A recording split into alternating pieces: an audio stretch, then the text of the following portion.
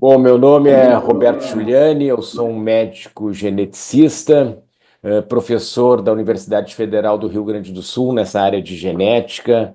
Também fui o fundador do Serviço de Genética Médica do Hospital de Clínicas de Porto Alegre, onde eu ainda atuo e desenvolvo atividades principalmente na parte de pesquisa, de ensino de pós-graduação, no Hospital de Clínicas de Porto Alegre. Sou o diretor executivo da Casa dos Raros, é um centro de atenção integral e treinamento em doenças raras localizado em Porto Alegre, e atuo também como head de doenças raras da DASA Genômica. E me dedico aí ao campo dos erros do metabolismo, das doenças lisossômicas e das mucopolissacaridoses, entre outras atividades.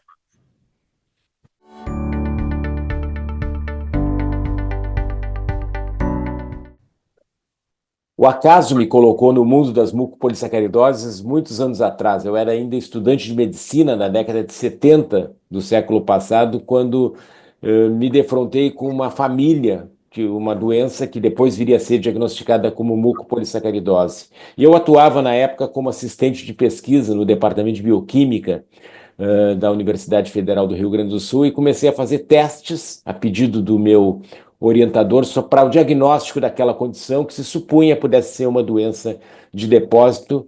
E aí entrei no mundo das mucopolissacaridoses, me apaixonei pela situação de casos sem diagnóstico, sem tratamento, e aí comecei a me envolver com isso e nunca mais parei, na verdade. Eu fiz a minha formação depois como médico geneticista, fiz meu mestrado, doutorado, e sempre focado aí nessa área das doenças do metabolismo, das doenças lisossômicas e particularmente das mucopolissacaridoses.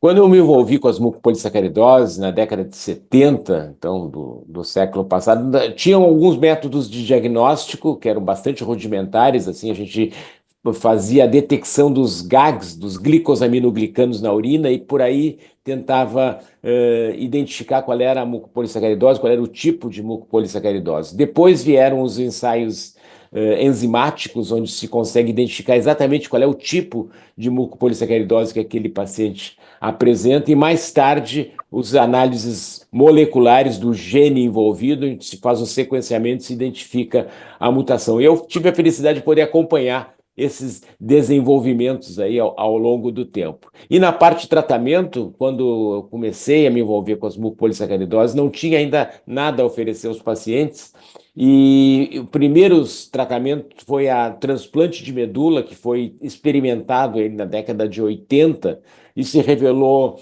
positivo para alguns tipos, particularmente para a mucopolissacaridose tipo 1, para a forma grave da mucopolissacaridose tipo 1. E e depois, então, mas a grande revolução, na verdade, houve com a engenharia genética, a possibilidade de se produzir em laboratório a enzima que está deficiente nos pacientes com mucopolissacaridose.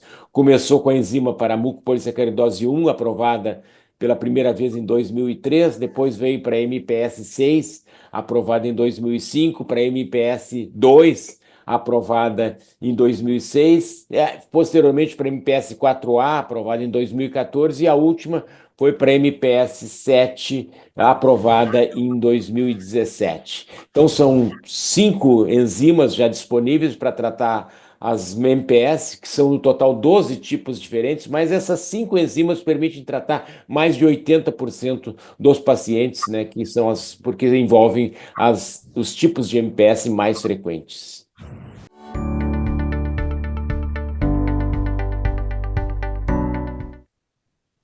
Um dos grandes desafios da terapia de reposição enzimática é que a enzima administrada na veia, ela não passa a barreira que separa o sangue do cérebro, então ela não chega no sistema nervoso, né? Então, isso foi um grande desafio. Várias tentativas foram feitas para se ultrapassar essa barreira fisicamente, através de uma injeção direto no líquido cefalorraquidiano, né? Isso foi tentado e foi utilizado, e é utilizado em algumas estratégias de tratamento, mas, digamos assim, o grande revolução nessa área foi o fato de se produzirem enzimas que têm uma estratégia de conseguir ultrapassar a barreira. São as chamadas proteínas de fusão. Enzimas que, administradas na veia, conseguem chegar no sistema nervoso, né? Então, esse é um grande desenvolvimento, né? Já está aprovada para mucopolissacaridose tipo 2 no Japão, está sendo analisada no Brasil, isso a gente espera uma aprovação em breve também no Brasil, e está sendo desenvolvida para outras mucopolissacaridoses, essa estratégia que é realmente revolucionária, através de um tratamento administrado na veia, conseguir chegar no sistema nervoso, que é digamos assim, um grande desafio, porque muitos pacientes com mucopolissacaridose têm manifestações neurológicas e isso não é, digamos assim, algo que é tratado com a terapia enzimática convencional.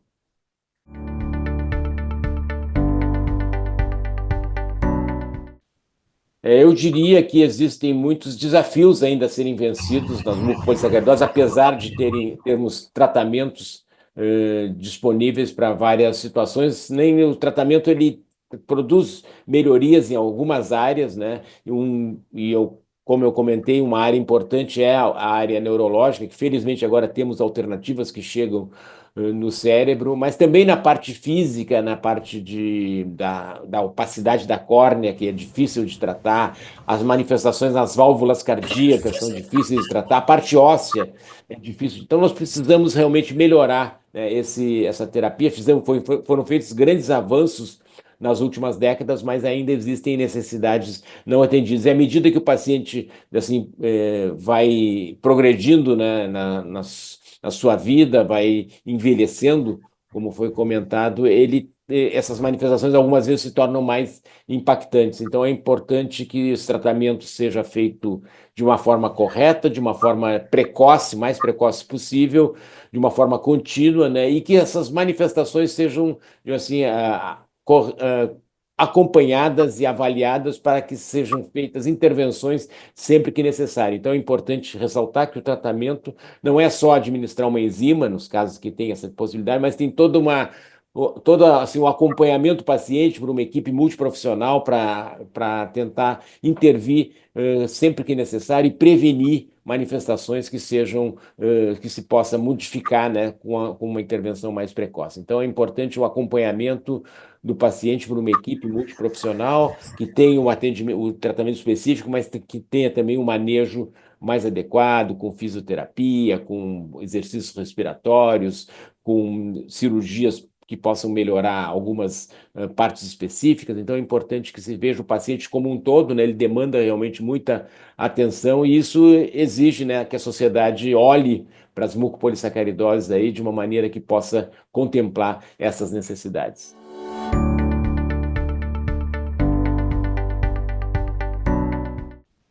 Muito interessante essa colocação. Nós começamos os encontros do Simpósio MPS Sul em 2004, né? Já são mais de 20 anos, em que todos os anos nós colocamos as famílias têm a possibilidade de encontrar os profissionais de saúde envolvidos, né, com o diagnóstico e o tratamento, e aí eh, desse encontro, dessa combinação, surgem, né, muitas coisas interessantes, muitas coisas importantes, e se consegue entender melhor as necessidades das famílias que são, assim, às vezes não são exatamente o que a equipe de profissionais está imaginando, né? Então é importante que a gente tenha esse contato direto e possa, digamos assim, sempre que possível intervir e melhorar a qualidade de vida, que no fim é o mais importante, né? A qualidade de vida dos pacientes e das suas famílias, né? E esses encontros são muito importantes para isso, né? E elas dão muita energia para a equipe de profissionais para seguir adiante e tentar buscar novas maneiras de manejar essas situações. E como tu comentaste, é muito claro, né, que com o passar do tempo, com as novas terapias, o grupo de pacientes ele vai avançando, eh, e vai enfrentando também novos problemas que antes até não existiam, porque a expectativa de vida era bem mais curta, né? Mas esses encontros são fundamentais, né, para que a gente possa dimensionar melhor a situação e dar o melhor apoio possível para que a qualidade de vida dos pacientes esteja sempre em primeiro lugar.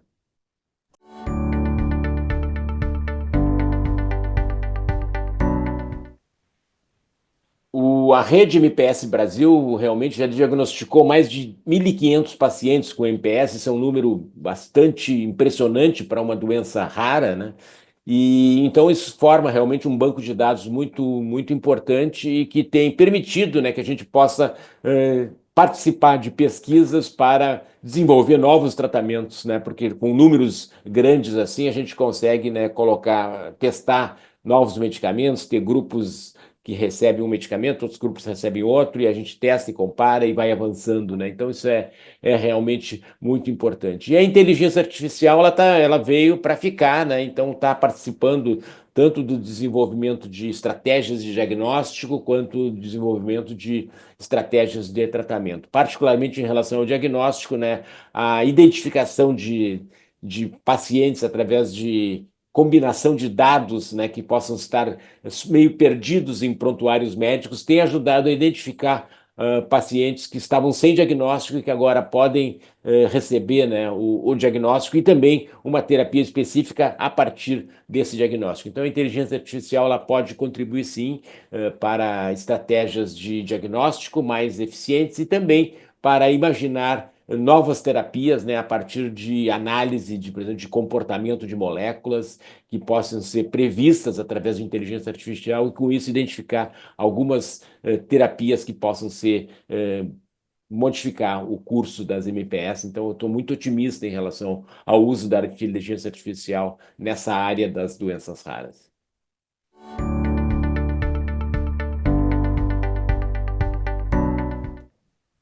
Colocaste um ponto importante, né? Porque nós, quando começamos a tratar um paciente, a gente começa a assim, a gente de alguma maneira intervém na evolução da doença e consegue deter a progressão da doença em muitos casos, né? E isso é muito bom. Mas acontece que às vezes esse diagnóstico ele é um pouco tardio quando o paciente já tem manifestações e já tem o que a gente chama sequelas irreversíveis, né? Então, uma maneira de tentar modificar esse quadro é através de regeneração, né, de células de combinações de tecidos que tenham sido prejudicados pela doença antes do tratamento ter iniciado, né? Então a regeneração neural, regeneração neuronal, ela se insere, né, nessa estratégia aí. Eu diria assim que nós estamos ainda engatinhando nessa área, né? Tem muitas barreiras a serem vencidas, né? Nós não podemos transplantar uma célula de um paciente, de uma pessoa normal para um paciente, porque ela vai ser rejeitada pelo sistema imunológico, né? Então a gente teria que ter estratégias de fazer com que essa célula não seja rejeitada, e existem algumas maneiras de tentar fazer isso, talvez através das próprias células do paciente que sejam retiradas, cultivadas em laboratório e devolvidas ao paciente, mas tratadas, né, com o gene normal da doença. Então tem várias pesquisas aí sendo feitas, eu diria que é uma perspectiva interessante, necessária, mas que ainda, né, precisa muita pesquisa, né, e muito desenvolvimento para se tornar uma realidade. Mas é algo que está no horizonte, né, e certamente vai beneficiar os pacientes com MPS no futuro.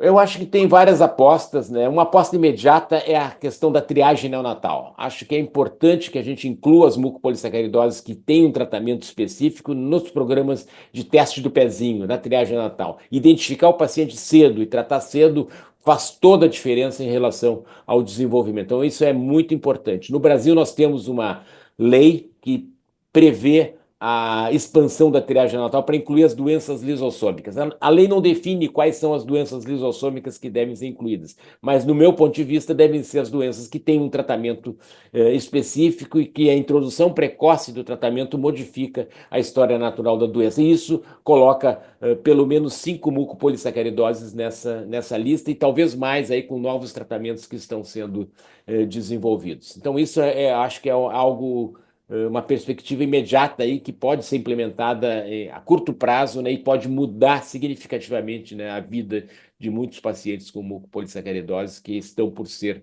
diagnosticados e que venham a ser diagnosticados precocemente, né? E em relação às terapias, né, eu diria que a terapia gênica é algo que está vindo com bastante força, né? Não temos ainda uma terapia gênica aprovada para mucopolissacaridose, mas existem assim vários desenvolvimentos MPS 1, MPS 2, MPS 3A já em bastante avançados, né? Então, acredito que isso no médio prazo tenhamos essas terapias desenvolvidas e temos a terapia celular aí, que como comentado, dessa questão de regeneração neuronal como uma perspectiva um pouco mais a longo prazo, mas que também está no horizonte, né? Eu diria, sou bastante otimista em relação às novas terapias. Acho que nós vamos avançar aí com essas.